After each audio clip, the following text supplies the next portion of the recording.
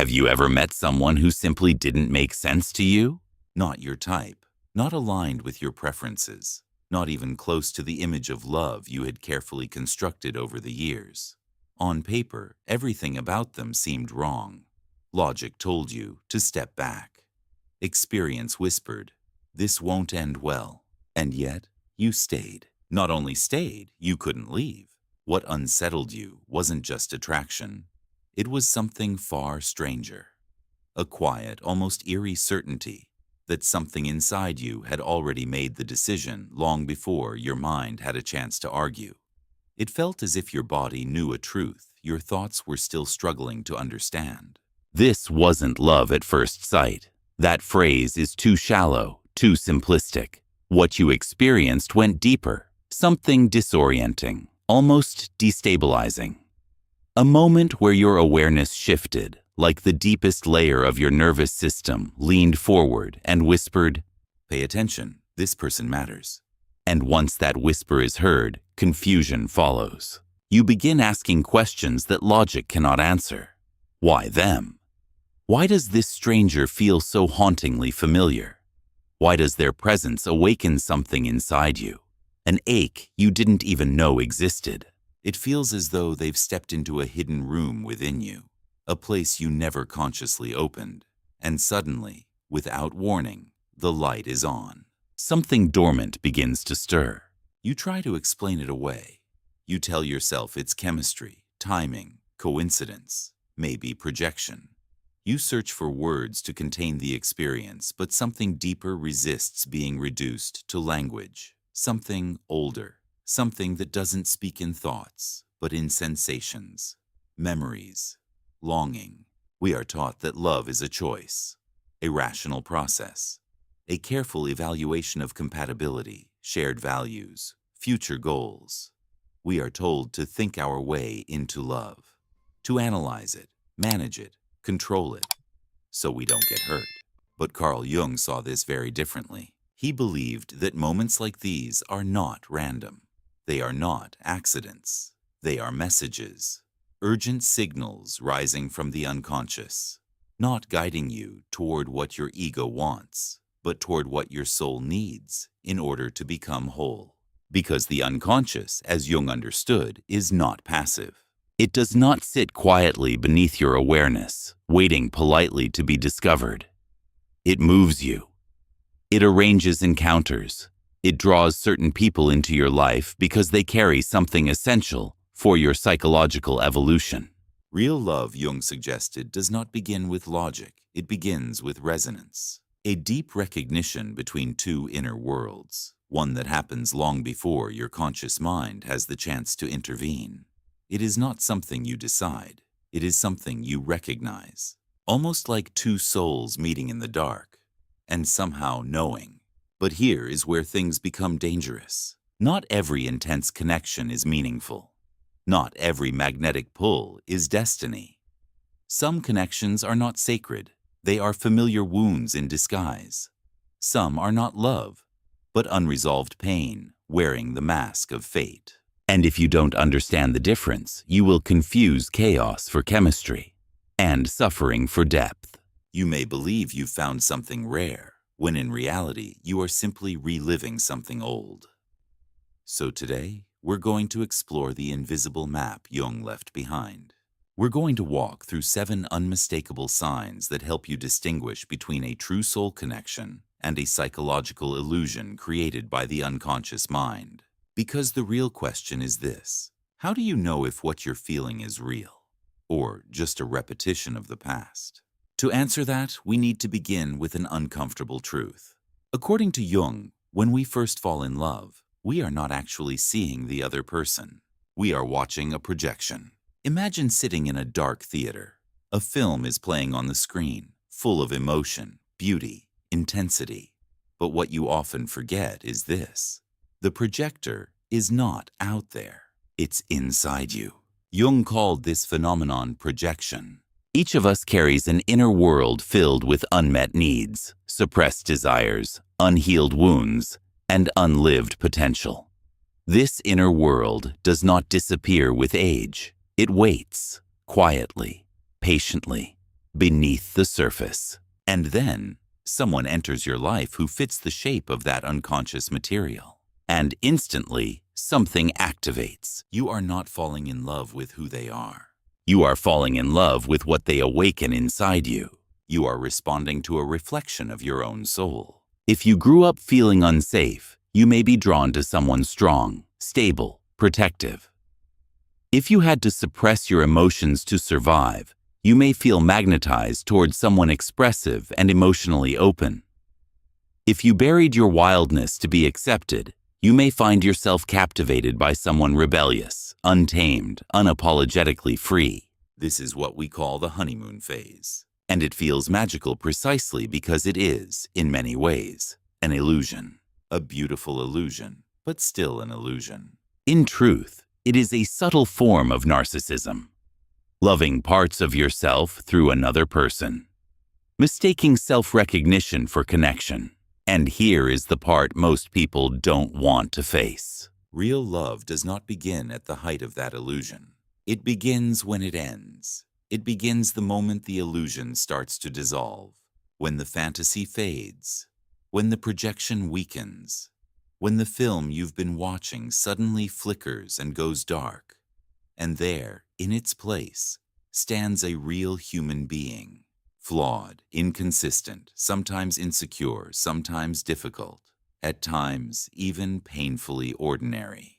This is the moment most people panic, because the magic they once felt seems to disappear.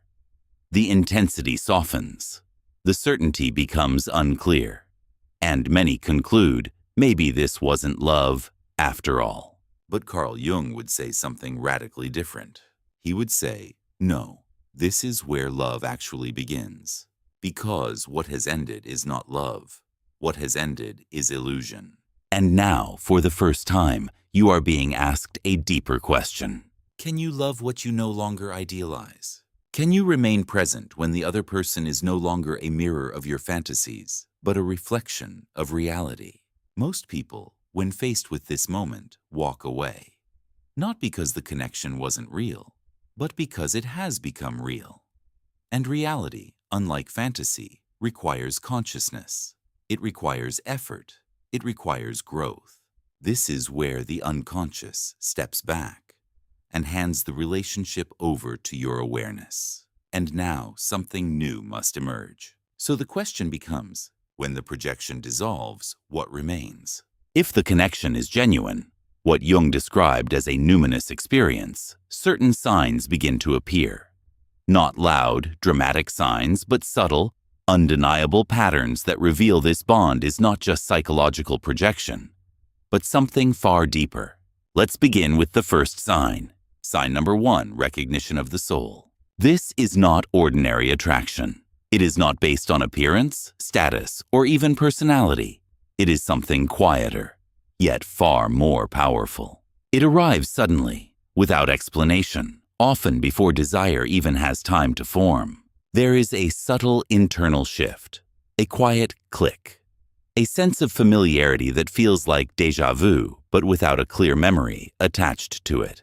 Jung explained this through the concept of the anima and animus, the unconscious feminine and masculine aspects within each of us that we had to repress or reject in order to adapt and survive. Throughout life, we unknowingly search for this missing part of ourselves. And when we meet someone who carries it, something ancient inside us responds. If you are structured, they may feel fluid. If you are restless, they may feel grounding. If you are guarded, they may feel open. You are not simply attracted to them. You recognize them. It feels like returning home, to a place you've never physically been. Your soul understands before your mind can explain. Sign number 2, the awakening of the shadow. This is perhaps the most misunderstood aspect of real love. We are conditioned to believe that love should feel safe, calm, reassuring. And while those qualities do exist, Jungian psychology reminds us of something deeper. If a connection has the power to transform you, it will not only comfort you, it will disturb you, because true love awakens the shadow. The shadow is everything within you that you've learned to hide, suppress, or deny in order to be accepted. Your fears, your insecurities, your jealousy, your anger, your shame, your sense of unworthiness. A true partner does not need to do anything dramatic to trigger this. Simply by being who they are, they become a mirror. They press your buttons unintentionally. They reveal wounds you believed were long healed. You may feel irrational fear, sudden anger, or even an urge to run, and it's important to understand this clearly. This does not automatically mean the connection is toxic. It may mean the connection is revealing something real. Jung once said, "One does not become enlightened by imagining figures of light, but by making the darkness conscious." If someone brings your shadow into awareness while also calling you toward growth, not keeping you trapped in pain, but pushing you to face it, then they are not here to comfort your illusions. They are here to wake you up. Sign number 3, the energy of aliveness. Now this is where many people get confused. There is a difference between intensity and vitality. Trauma bonds feel intense. They are full of emotional highs and lows. They create obsession, anxiety, and dependency. But at the end of the day, they drain you. You feel exhausted, unstable, consumed. Real love feels different. It creates energy, even after conflict, even during silence, even when you are apart. There is a sense that your connection to this person expands you rather than depletes you. You feel more alive, not less. Jung believed that healthy psychological unions follow a principle of balance. They generate more energy than they consume. They support growth, not collapse. So ask yourself honestly, do you feel expanded in their presence or diminished? Because if you feel like you are slowly losing yourself just to maintain the connection, this is not love. It is something feeding on you. Sign number 4, individuation and shared purpose. One of the greatest misconceptions about love is that it requires merging into one, losing yourself in the other person, sacrificing your identity for the sake of the relationship. Jung saw this as regression. Real love does not erase you. It reveals you. It supports what Jung called individuation, the lifelong process of becoming your true, authentic self. In a meaningful connection, both individuals continue to walk their own paths. They do not demand that you shrink your dreams or abandon your purpose. Instead, they encourage you to step more fully into who you are. There is also something else present, a shared direction. Not just romance, but meaning. A sense that together, you are aligned with something greater than the relationship itself. A value, a vision, a purpose that gives depth to your connection. Love, in this form, becomes a foundation for growth, not a cage that confines you. And as we move forward, the signs only become more subtle and more revealing. Because what comes next is where logic begins to break down entirely. Because what comes next moves beyond logic and into something far more mysterious. Sign number 5, synchronicity. This is the point where the rational mind starts to lose its footing. You meet at a moment that feels almost too precise to be accidental. Perhaps during a personal crisis, a period of transition, a silent inner breaking point where something in you was already shifting. The timing feels inconvenient, even disruptive. And yet, strangely, it also feels right, as if something unseen aligned the moment perfectly. Jung called this phenomenon synchronicity, meaningful coincidences that cannot be explained by cause and effect. These are not random events. They are expressions of a deeper order connecting the inner world and the outer world. It's when your inner state and external reality mirror each other in ways that feel intentional. You think of them, and they appear. You're on the verge of change, and they enter your life. You ask a question silently, and somehow they embody the answer. When these patterns begin to repeat, it's worth paying attention, not with blind belief, but with awareness. Because sometimes reality itself is pointing towards something your conscious mind hasn't yet understood. Sign number 6, radical authenticity. In everyday life, we all wear masks. Jung called this the persona, the version of ourselves we present to the world in order to be accepted, liked, and approved. It's the polished version, the controlled version, the socially acceptable identity we've learned to maintain. And most of the time we live inside that mask without even realizing it. But in the presence of a true connection, something unusual happens. The mask begins to fall, not because you force it, but because you can't sustain it. Around this person, you may find yourself more open than usual, more honest, sometimes even uncomfortably exposed. The parts of yourself you normally hide, your fears, your doubts, your imperfections, start to surface naturally. And yet, you don't feel rejected. You feel seen. There is a quiet safety in being real. You don't have to earn their attention through perfection. You don't have to perform to maintain their affection. You are allowed to be messy, vulnerable, human. And that changes everything. Because if you have to hide parts of yourself to be loved, then what you are experiencing is not love. It is negotiation. Real love does not demand perfection. It asks for truth. D. Sign number 7, the choice of truth. This is perhaps the most difficult and the most transformative sign of all. Because true love does not simply add something to your life. It dismantles what is false. When you encounter someone who resonates at a deep soul level, you begin to see your life more clearly. Not just the beautiful parts, but also the illusions you've been living in. You begin to notice where you've been dishonest with yourself, in your work, in your relationships, in the identity you've built, in the life you've been tolerating rather than truly living.